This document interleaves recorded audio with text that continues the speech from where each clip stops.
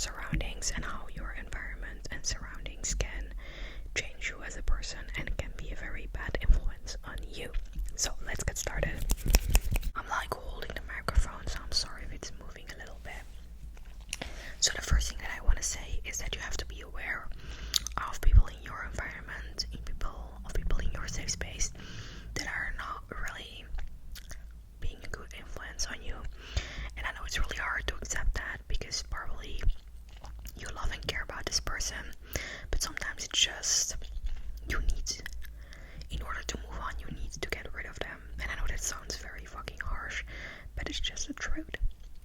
I have a feeling, which is totally normal, that a lot of people with the same traumas and the same feelings, they tend to, attract each other.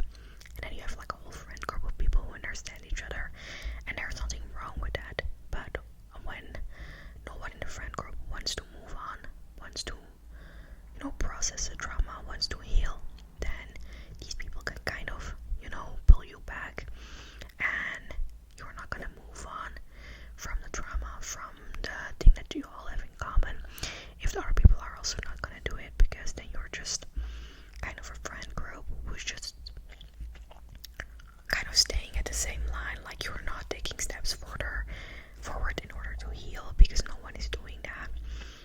And it can be very, very good for a while in order to understand yourself and your trauma, to connect with people who went through maybe the same thing or kind of the same thing.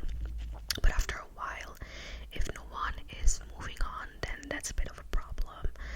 I was myself in some very, I'm not gonna call it toxic friendships, because the friendship itself was not toxic at all, because we loved each other, we cared about each other. It was just that the subjects that we talked about were really not good for our mental health, and that kind of made us not really, I don't want to call it a toxic friendship, but the subjects that we talked about were toxic and not good for our mental health.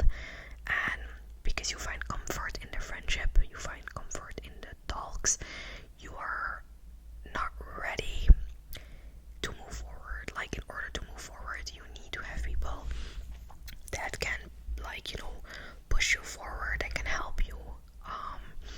And sometimes I think that it's better to move on from people and to take some steps away, which is really sad. But if you really choose yourself and your own mental health, then sometimes you have to break with people, even though the friendship was not toxic or the relationship wasn't toxic. If you are kind of always in a bad energy with them together, and after you hang out with them, you're even more depressed, because it's kind of like you meet up with someone and you just talk about your mental health and how you're not feeling well, but there is no talk about moving on and getting your mental health better or something like that. And I think that that's why a lot of people kind of go to the people that have been through the same, because it's easy and it's nice and it's comfortable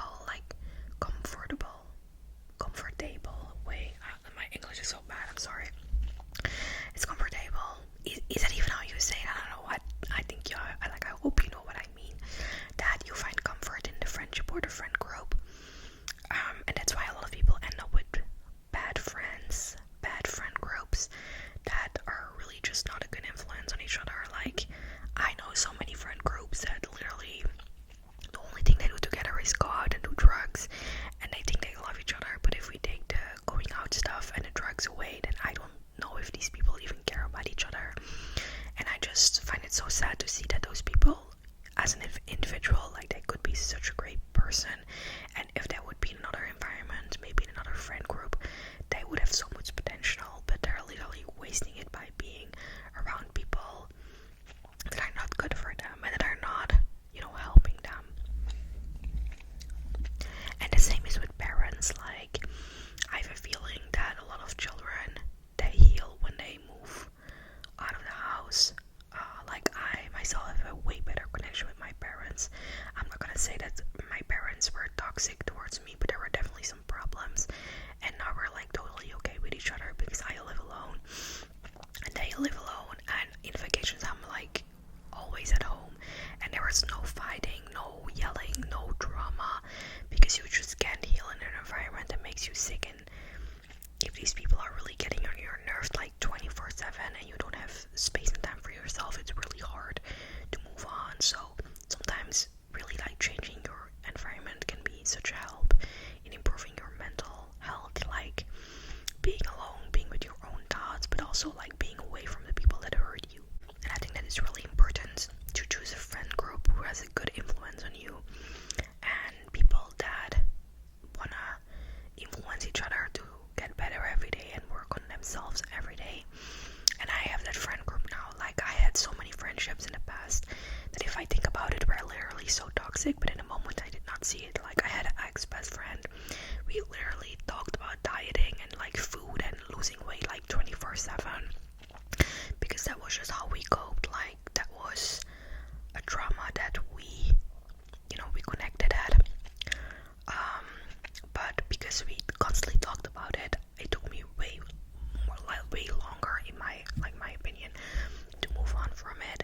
But now I'm like in a friend group, and we really push each other to like get better and to talk about our stuff and to move forward and to gain knowledge and just to be a better person in general. It took me some time, and I just want to say that if you're young, it's normal that you may not have find your people. Like, it took me also like a long time. I'm 20, like in October I turned 20, and I have this friend group since like a year. So since I'm like 18, 19 years old. And before that, it's not that I hate those people that I was friends with. I'm not even into a fight with them. Like, we are totally fine. But some people just don't belong together, and some people just don't have the same knowledge and the same mindset, and that's okay. Like, that's totally fine. So I think you should really think and be aware of your environment and see that maybe you have to step out of your friend group, and maybe being alone for a while is a better option than being in a friend group that doesn't support your actions and it doesn't support you becoming a better person. So this is actually all I wanted to say. It's a bit of a short video, but I like myself like shorter videos of people talking, because I don't have that much of an attention span to like listen to someone talk for 20 minutes. And also my storage for my phone is fucking full. Like, I hate iPhone. So I will end the video here. This is just like a daily thing to think about, that maybe it's easier to break up with people, with friendships, maybe even relationships, if that person is not affecting you in a good way. And I always say that it's better to be alone with yourself and being happy or happier than being with people, because I don't know, decided one day that it's cool to have a lot of friends, but I really think that a small friend group with people that pushes you to be a better person is way better than big friend groups of